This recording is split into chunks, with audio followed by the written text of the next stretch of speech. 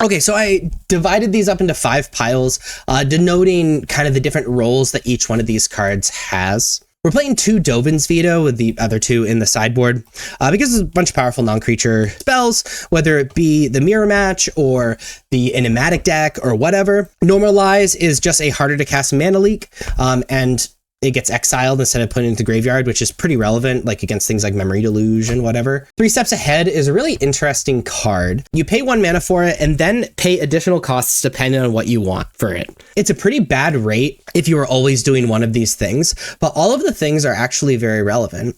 You can pay an additional blue and generic to counter a target spell, so it's can just be a cancel.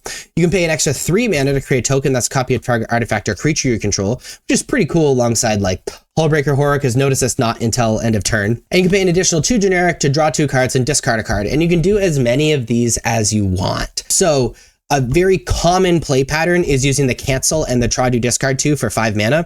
It's effectively like a kind of medium cryptic command, right? My opponent casts a spell, I pay 5 mana, counter that spell, draw 2, discard 1. This is a very powerful effect. Though again, if you're only using one of these effects, it's not a very good card.